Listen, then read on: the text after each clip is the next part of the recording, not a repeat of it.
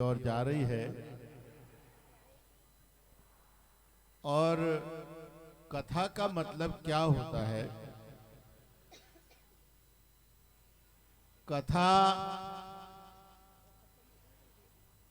और नाम भगवान का एक नाम ही करोड़ों करोड़ों पापों का नाश कर देता है। और एक बार ही जीवन में कथा अगर उतर जाए तो जीवन बदल जाता है। पर हम हजारों बार कथा सुनते हैं, हजारों बार नाम लेते हैं, हजारों बार तीर्थों में जाते हैं, फिर भी कल्याण नहीं होता है। इसका क्या कारण? तो एक उदाहरण के द्वारा हम समझते हैं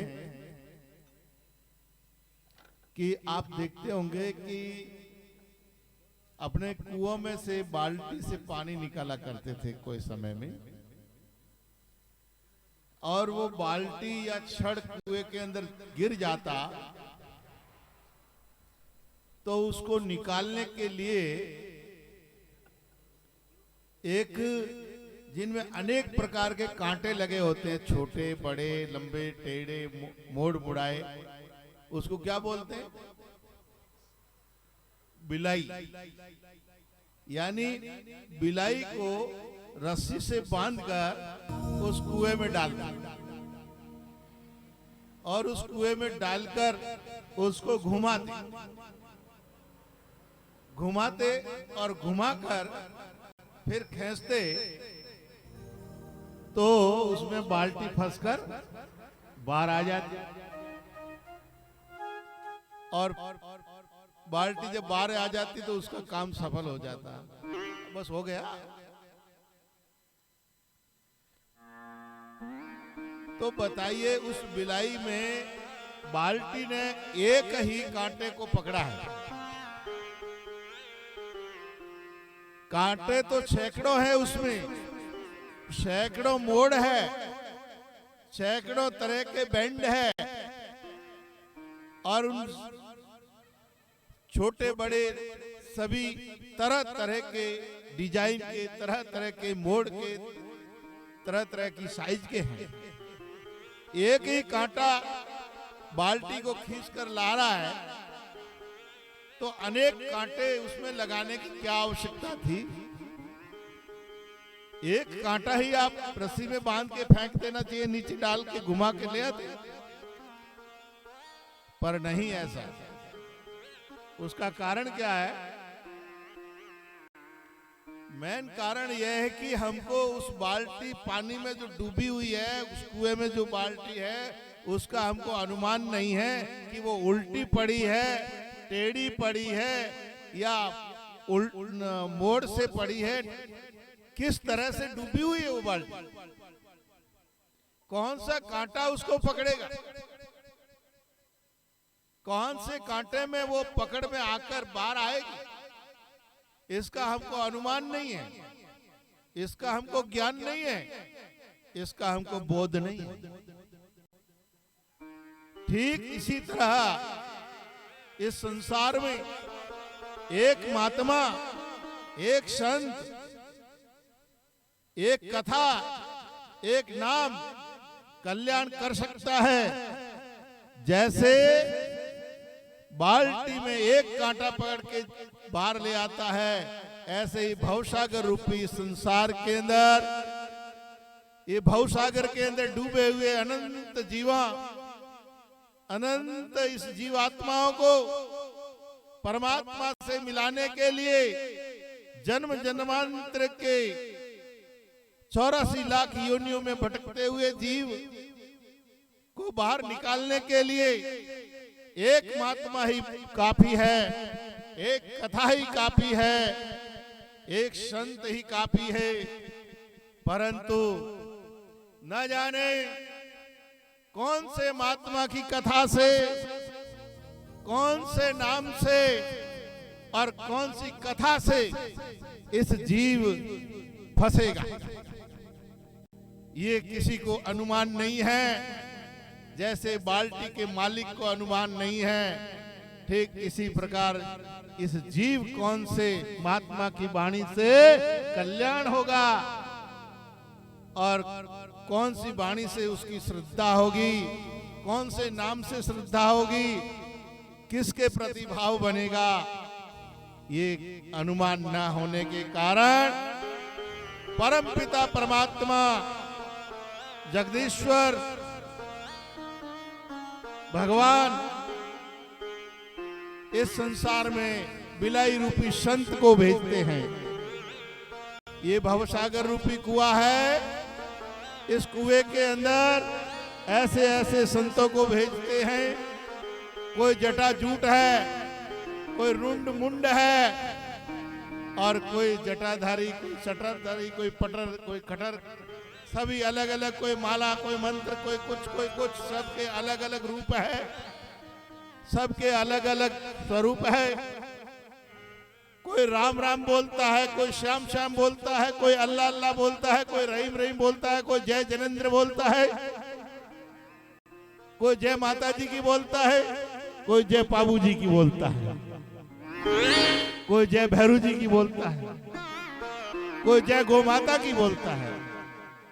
परंतु इन सब का लक्ष्य एक ही है कि इस 84 के चक्कर में पड़े हुए जीवों को भवसागर से बाहर निकालना और परम पिता परमात्मा की शरणों में सदा सदा के लिए आवागमन खत्म कर देना ही संतों का लक्ष्य है। यही कथा का, यही कीर्तन का, यही तपस्या का, यही भजन का, यही माला का, यही मंत्र का लक्ष्य है कि 84 लाख योनियों से जीव मुक्त होकर अपने परम स्वरूप को चला जाए, उस परम स्वरूप को प्राप्त कर ले। जैसे भगवान श्री कृष्ण ने अर्जुन से कहा महाभारत के उस मैदान के अंदर कि अर्जुन देख, जितने भी ये योद्धा खड़े हैं, इन योद्धाओं से तुम्हें अब युद्ध लड़ना है। अर्जुन कहते हैं श्री कृष्ण मुझे युद्ध के बीचों बीच ले चलिए, मुझे देखना है किस किस के साथ मुझे युद्ध लड़ना है। जब भगवान दोनों सेनाओं के बीच में रथ को ले जाते हैं और अर्जुन को कहते हैं अर्जुन अब देख, जो नहीं देखा है वो भी देख ले। जो ही अर्जुन देखते हैं तो अर्जुन के देखने में ममत्व तो पैदा हो जाता है, मोह पैदा हो जाता है, उसको परिवार दिखाई देता है, उसको बुजुर्ग दिखाई देते हैं, गुरुजन दिखाई देते हैं। और अर्जुन कहते हैं प्रभु ये तो मेरे सब अपने परिवार वाले हैं, मेरे गुरुजन हैं, इन गुरुजनों से मैं युद्ध कैसे कर सकता हूँ, मेरे परिवार वालों को मैं कैसे मार सकता हूँ। अरे इससे तो अच्छा मुझे भिक्षा मांगकर पेट भरना ही अच्छा है, परंतु अपनों से युद्ध करना अच्छा नहीं है। भगवान श्री कृष्ण कहते हैं अर्जुन ये अब तुम्हें दिखाई देने लगा है कि ये गुरुजन हैं, ये अपने हैं, चाचा मामा ताऊ भतीजे हैं। नहीं, ये अभी थोड़ी देर बाद में तेरी माँ है ना, बोले हाँ, तेरी बहन है कि हाँ, तेरी पत्नी है कि हाँ, अभी ये घोड़ों के पीछे बांधकर उनको घसीटेंगे और वो चिल्लाएंगे अर्जुन बचाओ, अर्जुन बचाओ, बेटा बचाओ, भाई बचाओ। उस टाइम में क्या तेरा क्षत्रिय खून खोलेगा नहीं? बोले प्रभु उस स्थिति में तो खोलेगा ही। तो बोले बस अब यही होने वाला है, इसीलिए गांडी उठा ले और खड़ा हो जा।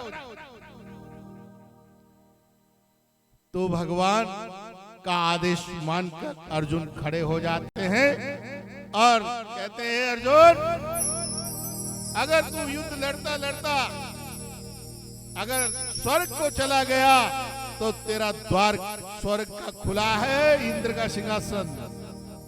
और अगर तूने इनको जीत लिया है तो वसुंधरा का राज्य तेरे लिए सिंहासन तैयार है।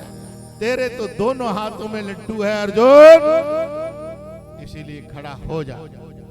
तो इसीलिए इस संसार के अंदर कहा गया है 3 चीज अपने हक की है वो लड़के लेना चाहिए, कभी उस पर रियायत नहीं करनी चाहिए। पहला तो अपने परिवार में जन्मे हैं, जिस परिवार में जन्मे हैं, जितने भाई हो उनके हक की जमीन जायदाद आपके हक की आपको मिलनी चाहिए। अगर कोई कमजोर समझ के खाता है तो पापी है वो, अपने हिस्से के लिए जो नहीं लड़ता वो पापी कहलाता है। दूसरा, उसकी जो पत्नी है, अगर पत्नी की वो रक्षा न कर सके और उसको कमजोर समझकर कोई हुकूमत चलाए तो पत्नी की रक्षा नहीं करे तो आप पापी हैं। और तीसरा, धर्म, जो हमारा धर्म है उस धर्म से अगर हमको अच्युत करे, कोई हमारे धर्म पर प्रयास करे और हमारे धर्म पर कोई मजाक उड़ाए तो उस समय धर्म के लिए अपने आप को कुर्बान कर देना चाहिए, वही धर्म है। इसीलिए सज्जनों, हमेशा ये भगवान का आदेश है, यही हमारे भागवत पुराण, देवी पुराण और जितने भी रामायण और उपनिषदों के अंदर भी यही बताया गया है कि अपने धर्म को आप धर्म की रक्षा करेंगे तो आपका धर्म आपकी रक्षा करेगा। आप अपने परिवार की रक्षा करेंगे तो परिवार आपकी रक्षा करेगा, और आप अपने भाइयों की रक्षा करेंगे तो भाई भी आपकी रक्षा करेंगे। इसीलिए सर्वम वसुदेव कुटुंब, ये पूरा वसुदेव कुटुंब है भारतवर्ष हमारा। इसीलिए सभी को अपने अपने धर्म की रक्षा के लिए तत्पर रहना चाहिए, यही असली हमारा धर्म है।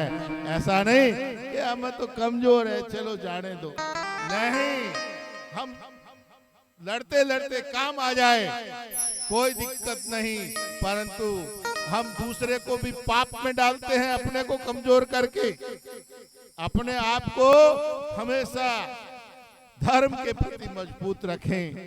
जिस भी धर्म में, जहां भी धर्म में, धर्म हमारी रक्षा करता है। यही श्रीमद् भागवत कथा हमको सुनाते हैं, यही भगवान श्री कृष्ण का आदेश है। भागवत का मतलब भी यही है कि संत हमेशा भगवान के हाथ में रस्सी है संतों की। संत कभी एक स्थान में नहीं रहते, एक जगह में नहीं रहते और एक समय साथ नहीं, वो सब जगह विचरण करते रहते हैं, परंतु वो अपनी मर्जी से नहीं करते, वो भगवान की इच्छा से चलते हैं। भगवान उनको बैठने नहीं देते हैं। भगवान कहते हैं ये संसार रूपी कुआं है, ये संसार रूपी कुएं के अंदर ये अनेकों संसारी जीव हैं। इन संसारी जीवों का मोक्ष प्राप्त करना, मोक्ष प्रदान करना ये संत का कर्तव्य है, संत का धर्म है। इसीलिए संत को रात और दिन परमात्मा भगाते रहते हैं। क्यों? वो अपने पेट के लिए नहीं, अपने कपड़ों के लिए नहीं, अपने मकान के लिए नहीं, क्योंकि उसका तो एक पेट है, कहीं भी भर जाएगा। परंतु नहीं, ये सर्व वसुदेव कुटुंब, ये पूरे संसार के जो जीव है, इन सभी जीवों के कल्याण का जो ठेका है वो एक संत का होता है, और वो संत परमात्मा का होता है। और उसकी मन की जो रस्सी है वो परमात्मा के हाथ में होती है, वो किसी के हाथ में नहीं होती है। वो न गांव के राजा के हाथ में होती है, न नगर के सेठ के हाथ में होती है, न धन दौलत के हाथ वालों के हाथ में होती है, न किसी फकीर के हाथ में होती है। वो तो परमपिता परमात्मा के हाथ में होती है। उन्हीं का आदेश मानते हैं, उन्हीं का हुक्म मानते हैं और उन्हीं का रास्ता दिखाया हुआ चलते हैं। वही संत है, वही संत का विशेष। इसीलिए महाराज आज वही परीक्षित जी महाराज सुखदेव जी महाराज से आज कथा सुनकर कहते हैं कि ये जो मेरा पंच भौतिक शरीर है, ये पंच भौतिक शरीर तो आज मरे, कल मरे, परसों मरे, तरसों मरे, 1 साल बाद मरे, 2 साल बाद मरे, 10 साल बाद मरे, 50 साल, 100 साल, 1000 साल बाद भी मरेगा, क्योंकि ये जन्मा है। परंतु इसके अंदर रहने वाला जिसको आत्मा कहते हैं, जिसको सत्य चित्त आनंद सच्चिदानंद घन परमात्मा यत्र तत्र सर्वत्र एक ब्रह्म जो है वो न मरता है, न जन्मता है, न उसको पानी में गीला हो सकता है, न अग्नि जला सकती है, न शस्त्र काट सकता है। वो मैं परीक्षित हूं। मुझे परीक्षित कहते हैं पर मैं वो हूं नहीं। मेरे को आत्मा कहते पर मैं आत्मा नहीं हूं। मैं तो वह यत्र तत्र सर्वत्र व्यापक हूं। मुझे तक्षक काट नहीं सकता, मुझे तक्षक देख भी नहीं सकता। तक्षक तो इस पंच भौतिक शरीर को देखता है, इस पंच भौतिक शरीर को काट सकता है, परंतु मुझे नहीं। और पंचभौतिक शरीर के लिए जब 7 दिन पूरे होते हैं, वो आपने सुना है कि तक्षक महाराज आते हैं और राजा परीक्षित के शरीर को छूते ही भस्म हो जाता है और उनकी जो आत्मा है वो भगवान कृष्ण में विलीन हो जाती है। कृष्णम शरणम ब्रजः, वो भगवान के चरणों में लुप्त हो जाती है। सज्जनों, तो यही भागवत का सार है और यही हम 7 दिनों में सुना है और इसी को दृढ़ निश्चय कर ले तो बेड़ा पार हो जाता है। बस इन्हीं शब्दों के साथ हम वाणी को विराम देते हुए एक भजन बोलेंगे। सीताराम। एक बार बाप जी के लिए जोरदार तालियां बजा दे। आप सभी जोरदार तालियां बजा दे। हाँ, और एक बात मैं आपको बता दूं, माता जी ने 7 दिन तक यहाँ पर कथा की। खुद को अचंभा आएगा। 23 तारीख को कथा शुरू हुई। 23/2/2023 को 1732 रुपए आए थे भैया। हाँ, 24 तारीख को 477 रुपए आए थे। 25 तारीख को 1002 रुपए आए थे। वामन भगवान की झांकी में 406 रुपए आए थे। 26 तारीख को 3051 रुपए आए थे। 27 तारीख को 411 रुपए आए थे। 28 तारीख को 496 रुपए आए थे। टोटल हुए 7575 रुपए और प्लस 1411 रुपए आज के सुबह की आरती के, तो टोटल हो गए 8976 रुपए। हाँ, भागवत में आए चाहे आरती में, वो सारे पैसे, उनमें से 500 के 7 नोट है, 200 के 2 नोट है, 100 के 15 नोट है, 50 के 13 नोट है, 20 के 25 नोट है, 10 के 95 नोट है, 5 के 11 नोट है, 2 के 5 सिक्के और 1 के 10 सिक्के। आप और आज के अलग है इसमें, तो ये ऐसा सिस्टम रहता है। और ये सारे के सारे पैसे पांडे जी आ जाए, आप ये बाप जी को आप दे। ये जितने पैसे मैंने आपको बोला था, ये 1 पैसे नहीं लेते, तो वास्तव में ये 1 पैसे नहीं लेते। ये सारे पैसे हैं गौ सेवा समिति को ये समर्पित है। और एक अदरशिला महिला मंडल की ओर से 2500 रुपए उर्मिला जी कछुआ महामंदिर वालों की तरफ से 2500 रुपए की सहयोग राशि दी है। आप भी मंच पर आ जाए। आपको भी बहुत बहुत धन्यवाद, आपके माता पिता को धन्यवाद, बहुत बहुत आभार। बाप जी, भजन के बाद एक आरती के बाद एक भजन गवा दे, तो पहले गवाए, ऐसा नहीं होता। चलो ठीक है, गाओ बाप जी, गाओ। तुम जानो मानो ना मानो तुम जानो, जो जो इस तेरे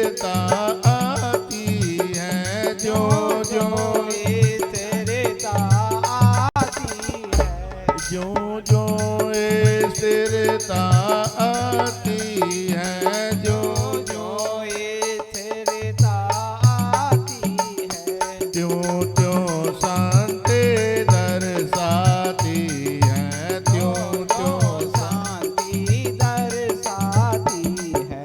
फिर आनंद ज्ञान लहराता है, फिर आनंद ज्ञान लहराता है।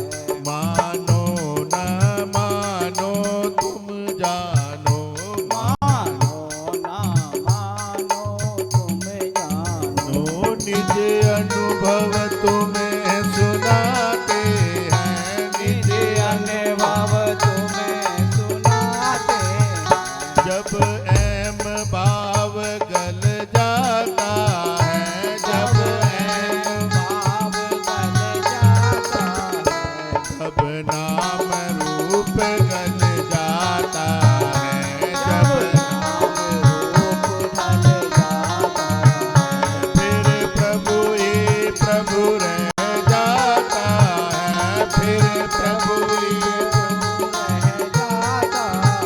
तब मोक्ष पदार्थ पाता है, तब मोक्ष पदार्थ पाता है। मानो न मानो तुम जानो, मानो न मानो तुम जानो, निज अनुभव तुम्हें सुनाते हैं, निज अनुभव। अनुभव तुम्हें सुनाते हैं। इतना कहने पर, इतना बताने पर सत्शास्त्रों के और महापुरुषों के वचनों को जो नहीं मानता है, उनके वचनों की जो खिलियां उड़ाते हैं, उस मनुष्य की अंतगत्वा दशा क्या होती है वो सुनिए। जब काल भेड़िया आवेगा, जब काल भेड़िया आवेगा, जब काल भेड़िया आवेगा, जब काल भेड़िया आवेगा, तेरा कान पकड़ ले जावेगा, तेरा कान पकड़, ले जावेगा, तेरा कान पकड़ ले जावेगा, तेरा कान पकड़ ले जावेगा, अवधूत पड़ा रे जावेगा, अवधूत पड़ा रे जावेगा। मानो न मानो तुम जानो, मानो न मानो तुम जानो, निज अनुभव तुम्हें सुनाते हैं, निज अनुभव तुम्हें सुनाते हैं। मानो न मानो तुम जानो, मानो ना मानो तुम जानो, हम सत्य सत्य बतलाते हैं, हम हम साथ साथ बतलाते हैं।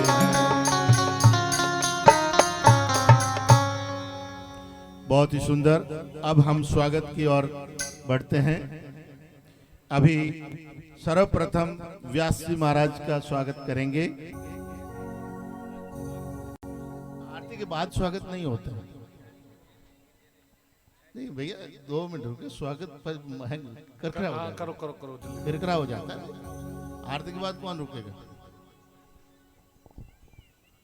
व्यास जी महाराज के स्वागत के लिए मैं स्वामी ज्ञान स्वरूपानंद गो संस्थान की समिति से हमारे कोषाध्यक्ष महोदय विजय जी भंडारी साहब मंच पर पधारे और हमारे हरिद्वार के महंत स्वामी गोपालानंद जी महाराज और हमारे संस्था के उपाध्यक्ष हरिप्रकाश जी सोलंकी और संजू पांडे जी मंच पर आए और व्यास जी महाराज का सम्मान करें और काकानी के